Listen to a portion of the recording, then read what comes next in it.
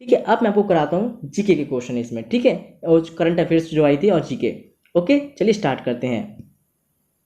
Question number 61 क्या कहता है बच्चों? The medicine 2GD for corona treatment is developed by.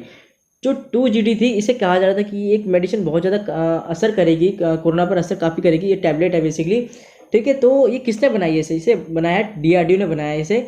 इसका हेडक्वार्टर कहाँ पे, कभी कभी ऐसा ही पूछ लेता है, तो न्यू दिल्ली में इसका हेडक्वार्टर, न्यू दिल्ली में। और इसके हेड कौन है? के सतीश रेड्डी इसके हेड हैं। इसरो के सिवन है, और जो DRDO के हैं के सतीश रेड्डी। और जो ये DRDO बनाई गई थी, मतलब कब इसकी स्थापना हुई थी, इस्टेब्लिशमेंट कब हुई थी इसकी? 1958 में इसकी इस्टेब्लिशमेंट हुई थी।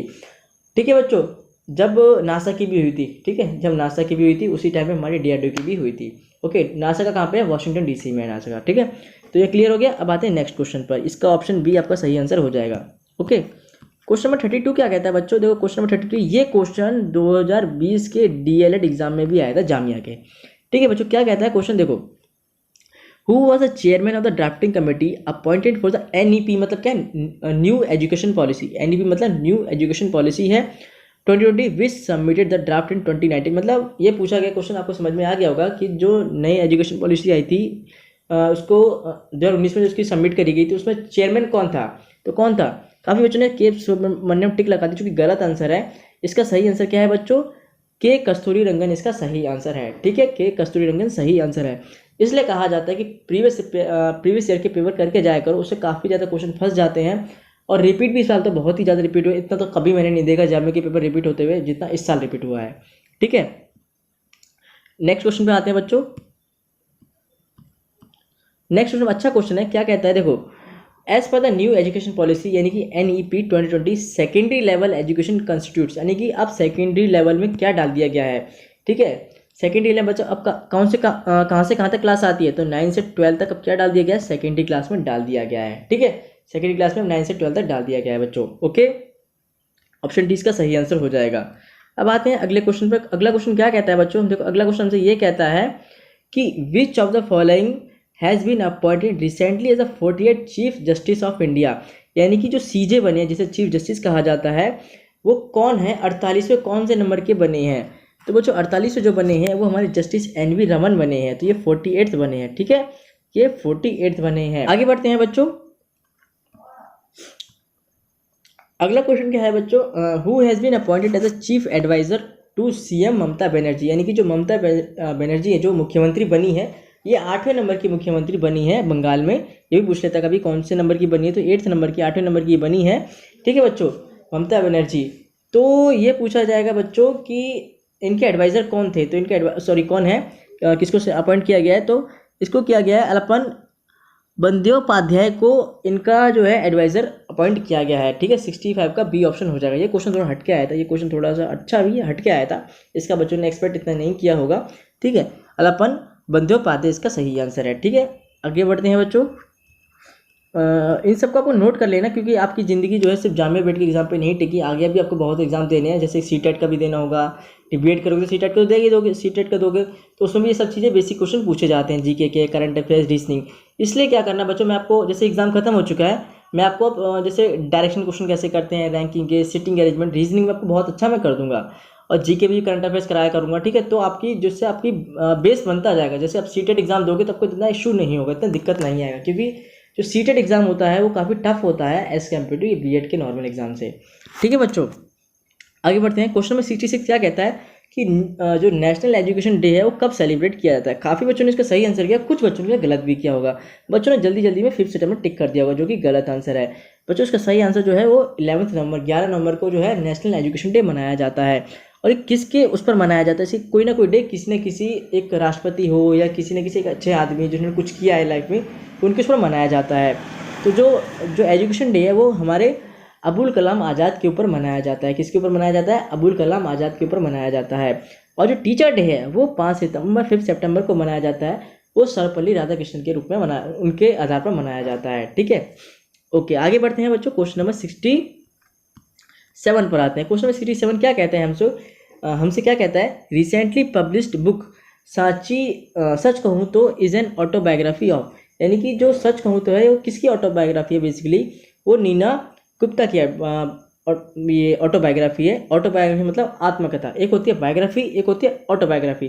तो इनमें क्या फ़र्क होता है मैं बता देता हूँ चलिए आपको कि होता क्या है, जब कोई इंसान अपनी ऑटोबायोग्राफी खुद लिखता है, मतलब अपनी आत्मकथा लिखता है, ठीक है, उसे क्या बोलते हैं ऑटोबायोग्राफी। और जब किसी के बारे में कोई और लिखता है उसे बोलते हैं बायोग्राफी। ठीक है बच्चों, आगे बढ़ते हैं अपने क्वेश्चन नंबर, इसका ऑप्शन ए सही हो जाएगा। आगे बढ़ते हैं क्वेश्चन नंबर 68 पर। 68 क्या कहता है बच्चों कि who is the present governor of RBI, यानी कि रिजर्व बैंक ऑफ इंडिया। ये बहुत ही ज़्यादा इजी क्वेश्चन है, मतलब इस लेवल के क्वेश्चन भी इस बार डाले गए हैं। ठीक है, तो कौन है वो सभी को पता है, शक्तिकांत दास है। कौन है? शक्तिकांत दास। और ये कौन से नंबर के बने ये भी पूछ लेता है कभी कभी। ये 25वें नंबर के, थोड़ा सही से लिख देता हूँ मैं, 25, ये 25वें नंबर के बने हैं। इनसे पहले कौन थे? इनसे पहले थे उर्जित पटेल जो कि 24 थे। एक क्वेश्चन में एक्स्ट्रा आपको नॉलेज के लिए बता देता हूँ कि कौन सा ऐसा गवर्नर है, नहीं ऐसा कौन सा प्राइम मिनिस्टर है जिस पर नोटों के भी साइन हो, क्योंकि जो नोट पे साइन किए जाते हैं उससे गवर्नर के किए जाते हैं। तो भारत में ऐसा कौन सा प्रधानमंत्री रहा है, प्राइम मिनिस्टर रहा है जिसके नोट पर भी साइन हुए हैं? तो वो कौन है? वो श्री मनमोहन सिंह जी है, क्योंकि वो एक टाइम पे गवर्नर भी रहे थे। वो 15वें गवर्नर रहे थे 1982 से लेकर 1985, याद नहीं है, पर 1982 से 1985 आई थिंक है इसका आंसर। ठीक है, वो 15वें गवर्नर रहे थे आरबीआई के। ठीक है, और वो फिर बाद में जाके प्रधानमंत्री बने, इसलिए हम कह सकते हैं कि ऐसे वो प्रधानमंत्री, अकेले प्रधानमंत्री हैं जिनके नोट पर भी साइन हुए हैं। ठीक है, ये पूछा जाता है बच्चों। एक क्वेश्चन ऐसे भी पूछ लेता है कि सबसे लंबे समय तक गवर्नर कौन रहा है, सबसे कम समय तक गवर्नर कौन रहा है? तो ऐसे सबसे ज़्यादा जो लंबे समय तक रहा है वो बंगाल रामाराव जी रहे हैं, जो कि 7 साल तक रहे हैं, 1949 से लेकर 1949 से लेकर 1957 तक। और जो सबसे कम रहे, सिर्फ 20 दिन के लिए रहे हैं, वो अमिताभ घोष रहे हैं, जो कि सिर्फ 20 दिन के लिए रहे हैं। ठीक है बच्चों, आगे बढ़ते हैं। आगे हमारा क्या आता है, क्वेश्चन नंबर 69 है हमारा। देखो ये बहुत ही ज़्यादा इजी क्वेश्चन था, पता नहीं कैसे कैसे क्वेश्चन इस बार डाल रहे हैं। कुछ क्वेश्चन को छोड़ दिया जाए तो बहुत सारे क्वेश्चन इजी थे। Oxford AstraZeneca covid vaccine is available in India by which trade name, यानी कि जो ऑक्सफोर्ड ने जो एस्ट्राजेनिका बनाई थी, बेसिकली उन्होंने हमें फॉर्मूला दिया था, बनाई तो हमने इंडिया में ही है पर उन्होंने हमें फॉर्मूला दिया था। तो ये इंडिया में किस नाम से चल रही है? तो बच्चों इंडिया में कोविशील्ड के नाम से जानी जाती है। ठीक है, उन्होंने फॉर्मूला दिया था, इसको फिर हमने जो पुणे में जो आधार पूनावाला जो है इनके उसके सीईओ हैं पुणे में, जो कि महाराष्ट्र में आता है, उनकी कंपनी से बनाती है। ठीक है, क्वेश्चन नंबर 70 क्या कहता है बच्चों? तो क्वेश्चन नंबर 70 से बहुत इजी क्वेश्चन पूछता है। क्या कहता है कि which of the following variant of corona virus identified in June 21 and is threatening India towards the third wave of the pandemic. मतलब ऐसा जून 2021 में कि कोरोना वायरस का कौन सा वेरिएंट मिला था जो कि बहुत ज़्यादा इंडिया के लिए खतरनाक बताया जा रहा था और तीसरी वेव को की तरफ बढ़ रहा था। ठीक है, ले जा सकता था भारत को, तो है डेल्टा प्लस। ठीक है, और अभी ये भी खबर आई कि दिल्ली में जो 80%, अब जो सैंपल भेजे गए थे बाहर, सैंपल भेजे गए थे चेकिंग कराने के लिए, उसमें 80% लोगों को क्या मिला है? डेल्टा प्लस मिला है। 80+ लोगों को डेल्टा प्लस मिला है। हालांकि भारत में करीब 55 करोड़ लोगों को वैक्सीन लग चुकी है, हालांकि अभी इससे ज़्यादा, इसके डबल से भी ज़्यादा भी लगनी है। ठीक है, क्योंकि भारत की आबादी करीब 130 करोड़, जो कि रजिस्टर्ड नंबर अगर देखा जाए तो 130 से ज़्यादा ही होगी, और अभी 55 से 60 करोड़ को भी वैक्सीन लगाई गई है, तो अभी आधी से भी ज़्यादा रह गई है। ठीक है, ओके, हो जाएगा। देखो धीरे धीरे बढ़ रहा है, तो दिवाली आते आते या नवंबर तक सब हो ही जाएगा आई थिंक। ठीक है बच्चों, बढ़ते हैं क्वेश्चन नंबर 71 पर। नेक्स्ट क्वेश्चन क्या कहता है? बहुत ईजी क्वेश्चन है ये। क्वेश्चन मुझे बड़ा दुख देता है, क्योंकि मुझे क्रिकेट का बहुत ज़्यादा शौक है देखने का, और ये इंडिया हार गई इस बार। India lost to which of the following countries in WTC, मतलब वर्ल्ड टेस्ट चैंपियनशिप जो हुई थी, इसमें इंडिया फाइनल तक पहुंची थी। ये किसके खिलाफ हार गई ये पूछा है, तो न्यूजीलैंड ने इसे हरा दिया था। ठीक है, न्यूजीलैंड ने हरा दिया था। तो जो WTC यानी वर्ल्ड टेस्ट चैंपियनशिप जो है वो न्यूजीलैंड ने जीत ली है।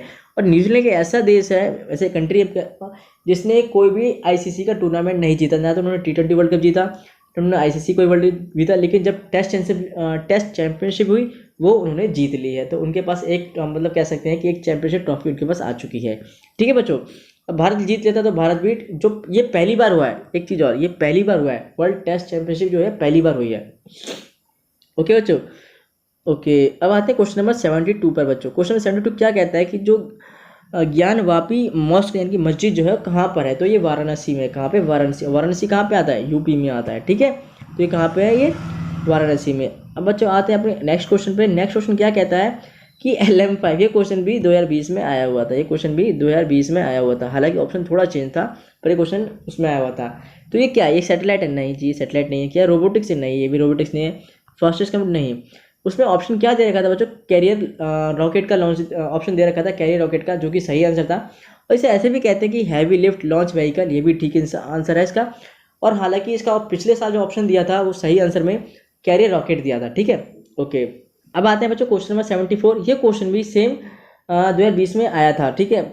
The world future energy summit 2020 was helded. ये क्वेश्चन सेम टू सेम आया था, बस ऑप्शन चेंज कर रखे हैं। जैसे ऑप्शन में क्या दे रखा है, पिछली बार कंट्रीज दे रखी, जैसे अबू धाबी दे रखा है, पिछली बार सऊदी UAE दे रखा था, इस बार थोड़ा चेंज कर दी गया है। पिछली बार यहाँ पे वो था, क्या बोलते हैं, फ्रांस था, यहाँ पे जापान था, यहाँ पे इंग्लैंड था, यहाँ पे अब क्या करके अबू धाबी कर दिया गया है। तो इसका सही आंसर क्या हो जाएगा, अबू धाबी। और बता दूं बच्चों आपको मैं, UAE यूनाइटेड अरब एमिरेट्स, इसका जो कैपिटल है, राजधानी जो है वो कौन है, अबू धाबी ही है। पर कुछ लोगों को दुबई लगता है तो दुबई टिक कर देते हैं, नहीं जी दुबई नहीं है, UAE की क्या है, अबू धाबी आती है। और UAE में तुम्हारा दुबई आ जाता है, शारजा आ जाता है, ये सब चीज़ें आ जाती हैं बच्चों, ठीक है। अब आते हैं नेक्स्ट क्वेश्चन पर। ये क्वेश्चन भी बच्चों सेम टू सेम, मतलब मैं कह रहा हूँ ना, इस साल काफ़ी क्वेश्चन रिपीट किए गए, काफ़ी क्वेश्चन रिपीट किए गए। ये क्वेश्चन भी मतलब लगातार 4 क्वेश्चन आ चुके हैं। Which of the following state has signed an MOU sign किसके साथ किया है, विद IUCN, इसे बोलते हैं India International Union Conservation Nature, इसे बोला जाता है। आई थिंक इसकी जो वो हुई थी 1948 में इसकी स्टेब्लिशमेंट हुई थी। और इसका जो हेडक्वार्टर है वो ग्लैंड, GLAND, ग्लैंड स्विट्जरलैंड में है। कहाँ पे है, ग्लैंड स्विट्जरलैंड, यानी कि स्विट्जरलैंड देश के ग्लैंड शहर में है, ठीक है बच्चों। तो अभी क्वेश्चन क्या था दोबारा पढ़ लेता हूँ। विच of the following states has signed, यानी किस स्टेट ने एक MOU साइन किया, इसे बोलते हैं IUCN के साथ साइन किया है, ठीक है। तो किसने किया है बच्चों, ये किया है अरुणाचल प्रदेश ने साइन किया। किसने किया ये, अरुणाचल प्रदेश ने ये साइन किया है। ओके, अब आते हैं बच्चों क्वेश्चन नंबर 76 पर। क्वेश्चन 76 क्या कहता है हमसे, बहुत ईजी क्वेश्चन है। How many parts are there in the new education policy NEP in 2020।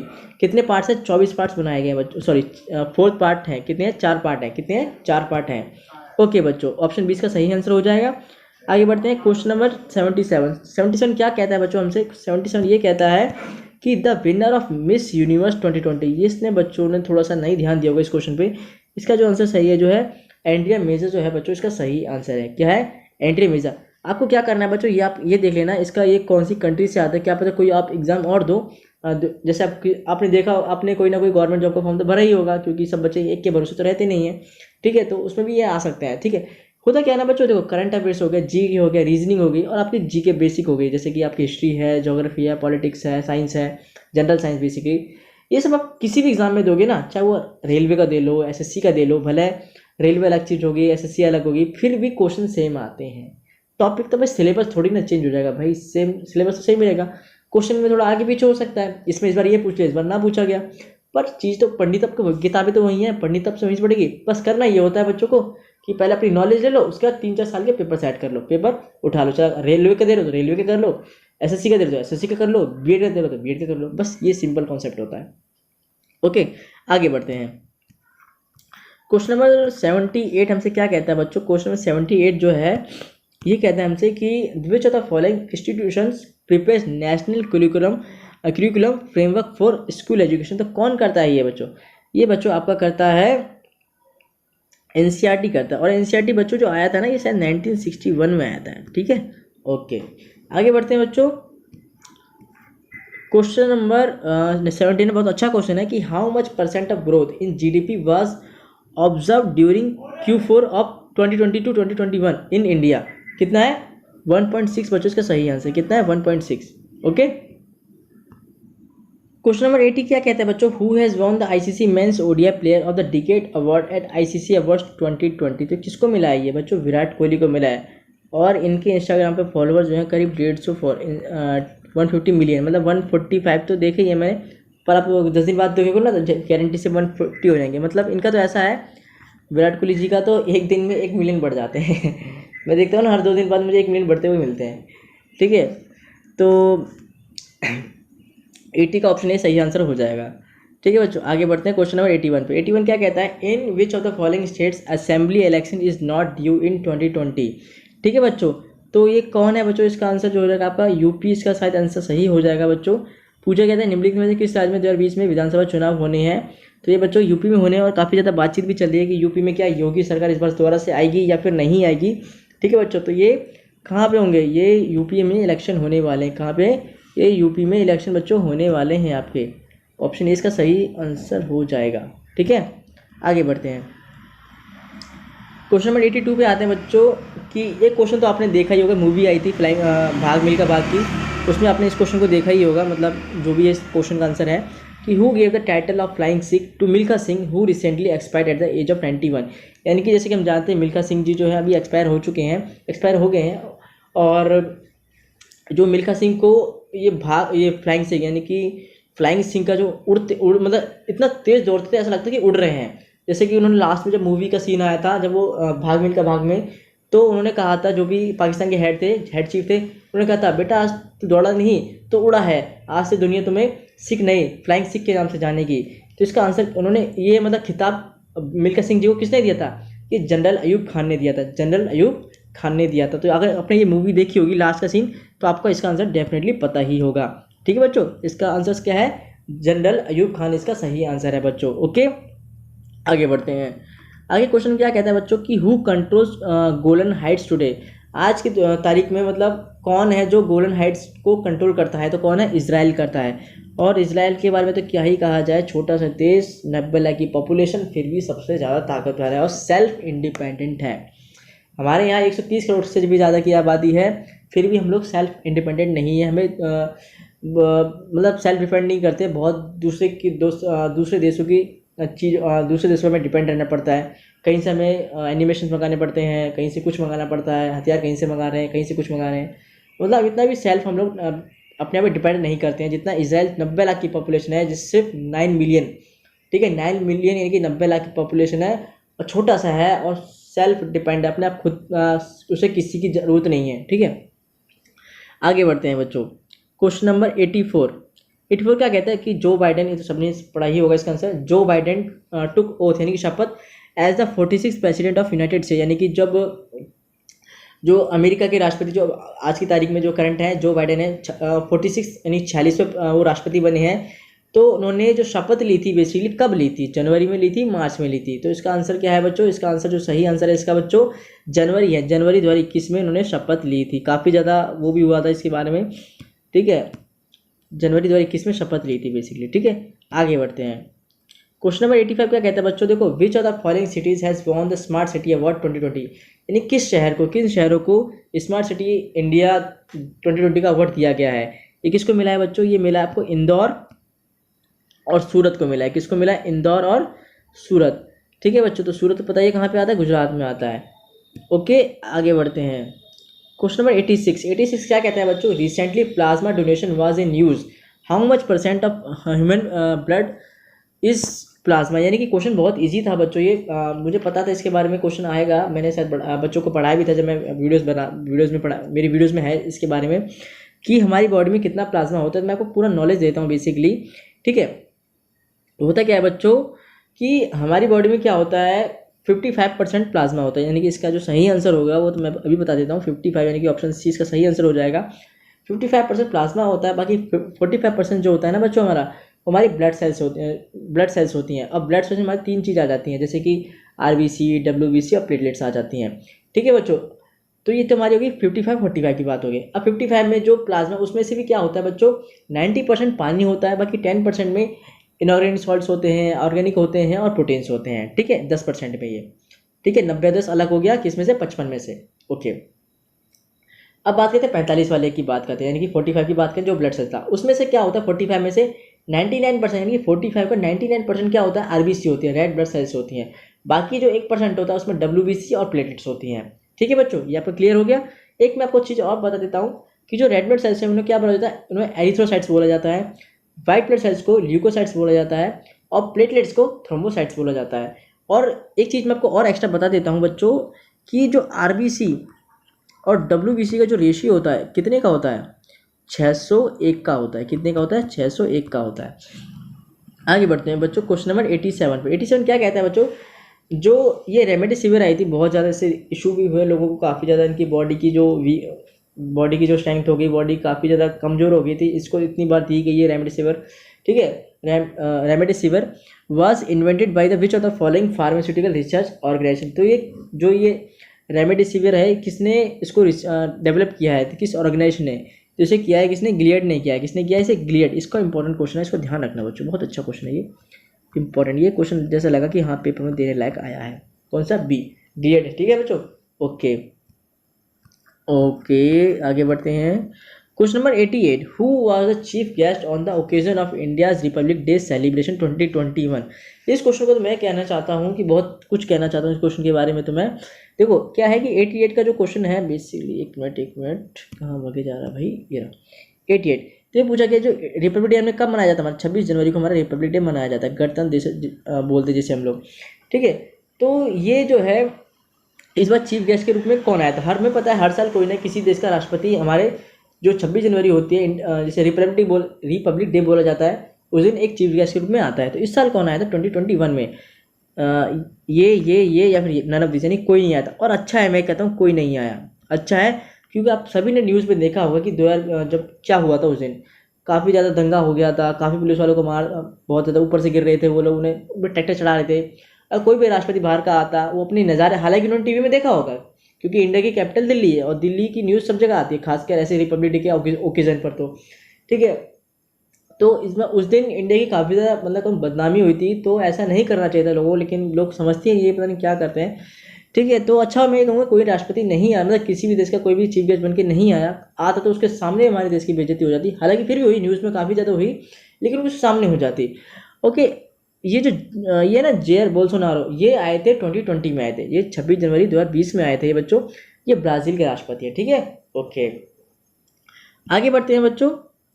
Question number 89 क्या कहता है, which of the following is being considered as part of India Central Vista redevelopment project. बहुत अच्छा question है बच्चों, तो इसका कौन कर रहा है इसको, ये किसके मतलब ये जो प्रोजेक्ट है किसके हिस्से, कौन बना रहा है इसे, किसके हिस्से के रूप में बनाया जा रहा है इसे बनाया जा रहा है पार्लियामेंट बिल्डिंग। ठीक, एक चीज़ मैं आपको बता देता हूँ बच्चों, जो पार्लियामेंट अब बन रही है, संसद जो बन रही है, इसका जो डिज़ाइन है वो कैसा है, जैसे अभी जो करंट में तो उसका तो सर्कुलर ऐसा कुछ है, अब जो बन रही है ना उसका ट्रायंगल में बन रही है। ठीक है, जो ट्रायंगल में बन रही है। ओके, क्वेश्चन ऑप्शन 20 का सही आंसर हो जाएगा। अब आते हैं बच्चों क्वेश्चन नंबर 90 पर। 90 क्या कहता है कि what is the full form of UAPA। इसकी फुल फॉर्म है अनलॉफुल एक्टिविटीज प्रिवेंशन एक्ट। इसका ऑप्शन ए सही आंसर हो जाएगा बच्चों। ठीक है, जैसे कि इस बच्चे ने लगा रखा है। ओके, आगे बढ़ते हैं बच्चों क्वेश्चन नंबर 92 पे। 92 बहुत अच्छा क्वेश्चन है। The eastern most longitude of India is, वो क्या है, 97 डिग्री 25 ई है। ठीक है बच्चों, इसका ए ऑप्शन सही हो जाएगा। ये क्वेश्चन बहुत ज़्यादा पूछे जाते हैं, कभी ईस्टर्न का पूछा जाता है, कभी नॉर्थर्न का पूछा जाता है, तो इसको आप लिख लेना। ठीक है, अगर आप ज़्यादातर बच्चे जो होते हैं बीएड में आर्ट्स वाले होते हैं, चाहे फिर वो हिस्ट्री से हो, पॉलिटिकल से हो, ज्योग्राफी से हो, मोस्टली बच्चे या तो हिस्ट्री से होते हैं या पॉलिटिक्स से होते हैं, ज्योग्राफी तो कम ही लेते हैं। ठीक है, तो आपके लिए नॉलेज होनी चाहिए, आपको आगे जाके एग्जाम दे रहे हो तो भाई मेहनत तो अभी से अपना बेस मजबूत कर लो। ठीक है, और ये क्वेश्चन ऐसे होते हैं जिससे हमें हमारा बेस को मजबूत करते हैं, क्योंकि एक क्वेश्चन आता है फिर हम लोग क्या करते हैं, 1 से 4 चीज़ें पढ़ने की कोशिश करते हैं, तो हमारी नॉलेज बढ़ जाती है, और मेन काम तो नॉलेज ही बढ़ाना होता है। ठीक है बच्चों, आगे बढ़ते हैं। अगला क्वेश्चन क्या कहते हैं, the Suez Canal which reduce the distance to Europe from India was open in. यानी कि क्वेश्चन क्या गया है, ऐसी कौन जो स्वेज कैनाल है इसे कब बनाया गया था, जिसकी वजह से क्या हुआ, यूरोप और इंडिया के बीच में क्या हुआ, डिस्टेंस जो है ना, दूरी कम हो गई। इसको बनाया गया था बच्चों 1869 में बनाया गया था। कब बनाया गया था इसे, 1869 में इसे खोल दिया गया था, बेसिकली कह सकता हूँ मैं। ठीक है, खोला गया था, तो जिसकी वजह से क्या हो गया, इंडिया और यूरोप के बीच में क्या हो गया, जो डिस्टेंस थी, दूरी कम हो गई। कब, 1869 में। ओके बच्चों, ऑप्शन 20 का जो है सही आंसर हो जाएगा। ये भी एक अच्छा क्वेश्चन था, जो कि मतलब पूछा जाने वाला था, अच्छा क्वेश्चन था, इंपॉर्टेंट। ओके, आगे बढ़ते हैं। The highest peak in western Ghats कौन सी है बच्चों, ये एनएमडी है। और ये क्वेश्चन अगर ऐसे पूछा जाता है ना कि जो साउथर्न पार्ट में हाईएस्ट पीक कौन सी है, तब भी आंसर क्या होता, एनएमडी ही होता। ऑप्शन ए इसका सही आंसर हो जाता बच्चों। ठीक है, ओके, अब आते हैं बच्चों क्वेश्चन नंबर 94 पे आते हैं। 94 ये रहा कि which of the following rivers enters into Bay of Bengal. Bay of Bengal आपने हिंदी में बोलूँगा तो समझ ही जाओगे क्या है, बंगाल की खाड़ी। ठीक है, बंगाल की खाड़ी में इनमें से चारों में से कौन सी नदी गिरती है, तो जो रावी है, झेलम है, सतलज है, ये कौन सी है, ये पंजाब की 5 नदियों में से हैं। पंजाब की 5 नदियाँ कौन सी होती हैं बच्चों, ये आपकी पंजाब की जो 5 नदियाँ होती हैं वो, जैसे 3 तो यहाँ पे लिखी है, एक चैनब नहीं लिखी और एक ब्यास नहीं लिखी। ठीक है, चैनब और ब्यास 2 नहीं लिखी, बाकी 3 तो यहाँ पे लिखी रखी हैं। और ये पंजाब की जो 5 नदियाँ होती हैं बेसिकली कहाँ गिरती हैं, ये तो अरेबियन सी में, यानी कि उसमें अरब सागर में गिर जाती हैं। पर जो गैंग्स होती है, गंगा होती है, ये हमारी बंगाल की खाड़ी में गिरती है। गंगा हो गई, यमुना हो गई, ब्रह्मपुत्र हो गई, ये सारी बंगाल की खाड़ी में गिर जाती हैं। ठीक है, ओके, ऑप्शन डी सही आंसर हो जाएगा बच्चों इसका। ठीक है, आगे बढ़ते हैं। Okay, which of the following is A kharif crop. बहुत अच्छा क्वेश्चन है, ये तो बहुत ईजी भी है, पिछले साल भी आया था। ठीक है, क्या है जो खरीफ क्रॉप है यानी खरीफ फसल कौन सी है, तो मैं आपको बता देता हूँ बच्चों। जैसे वीट होती है, ये बार्ली होती है यानी जौ, और ये मस्टर्ड होती है, ये तीनों की तीनों कैसी है, ये राबी हैं। कैसी हैं, राबी क्रॉप्स हैं ये। बाकी जो बाजरा है ये कैसी है, ये खरीफ क्रॉप्स है। अब ये पता ही होगा आपको कि ये जो खरीफ क्रॉप्स है कब उगाई जाती हैं, कब काटी जाती हैं, राबी क्रॉप्स कब उगाई जाती हैं, कब काटी जाती हैं। ठीक है बच्चों, जो खरीफ क्रॉप्स होती हैं बेसिकली ये हमारी नवंबर के महीने में बोई जाती हैं और ये मार्च में काट ली जाती हैं। ठीक है, और इसका अपोजिट क्या होता है, इस राबी में क्या होता है बच्चों, ये जून जुलाई में बो दी जाती हैं, उगाई जाती है इस फसल को, और अक्टूबर मतलब सितंबर अक्टूबर में काट लिया जाता है। ठीक है, जिसमें हमारा चावल भी होता है। ओके, आगे बढ़ते हैं। अब आते हैं बच्चों क्वेश्चन नंबर 96 पे। Which of the following is a reserve for rhinoceros, यानी कि कौन सा एक ऐसा मतलब जो गेंडों के लिए आरक्षित है, यानी रिजर्व कर रखा है बेसिकली, वो कौन है, कौन सा नेशनल पार्क है, वो है आपका ये काजीरंगा नेशनल पार्क। कौन सा है, काजीरंगा नेशनल पार्क। और ये कहाँ पे है काजीरंगा नेशनल पार्क, ये आसाम में है। कहाँ पे आता है, ये आसाम में आता है। और ये कॉर्बेट कहाँ पे आता है, ये उत्तराखंड में आता है। ठीक है, अब आते हैं बच्चों क्वेश्चन नंबर 97 पर। 97 क्या कहता है, जंतर मंतर इन दिल्ली वाज बिल्ट बाय, यानी कि जंतर मंतर दिल्ली में है। सभी ने देखा होगा, हालांकि मैंने नहीं देखा, सबने देखा होगा, पर तो इसे किसके द्वारा बनवाया गया था, इसे महाराजा जय सिंह टू के द्वारा बनवाया गया था। ठीक है बच्चों, आगे बढ़ते हैं। अगला क्वेश्चन क्या कहता है बच्चों, देखो अगला क्वेश्चन तो बहुत ही ईजी है, मैंने वीडियो में जो नोट्स दिए थे उसमें भी था, और वीडियोस में मैंने बताया इसके बारे में। बैटल प्लासी जो है, बैटल प्लासी नहीं, प्लासी की लड़ाई जो है ये कब हुई थी, तो ये बच्चों हुई थी हमारी, कब हुई थी, 1757 में हुई थी। और किसके बीच में हुई थी भी मैंने बताया था, ये रॉबर्ट क्लाइव और सिराजुद्दौला के बीच में हुई थी। कहाँ पे हुई थी, बंगाल में हुई थी, 1757 में ये हुई थी। ठीक है बच्चों, ओके। अगला क्वेश्चन आता है बच्चों, ये इस वीडियो का सेकंड लास्ट क्वेश्चन है। क्या कहता है, द आर्य समाज, ये क्वेश्चन यूपी बीएड में भी आया था कि Arya Samaj was founded by, कि आर्य समाज जो है उसकी स्थापना किसके द्वारा की गई थी, तो बहुत बच्चों ने इसका आंसर स्वामी विवेकानंद टिक किया होगा, जो कि गलत आंसर है। ठीक है, इन्होंने करी थी रामकृष्ण मिशन की इन्होंने करी थी, पर आर्य समाज की तो स्वामी दयानंद सरस्वती जी ने की थी। और कब करी थी ये, 1875 में हुई थी। 1875 ये 5 है। ठीक है बच्चों, 1875। ओके, आगे बढ़ते हैं। अब आते हैं last question of this video. क्या कहते हैं बच्चों, quit India movement was launched in the year, यानी कि जो भारत छोड़ो आंदोलन है ये कब शुरू हुआ था, तो ये 1942 में शुरू हुआ था। ठीक है, और 1942 के भी किस महीने में, अगस्त महीने में, अगस्त 1942 में ये शुरू हुआ था बेसिकली। ठीक है, अगर आपको वीडियो अच्छी लगी हो ये वाली और आपके लिए हेल्पफुल रही हो, तो प्लीज़ बच्चों वीडियो को लाइक करना, और ऐसी इन्फॉर्मेशन पाने के लिए एग्जाम रिलेटेड प्लीज़ चैनल को सब्सक्राइब करना। मिलते हैं अगली वीडियो में, राधे राधे।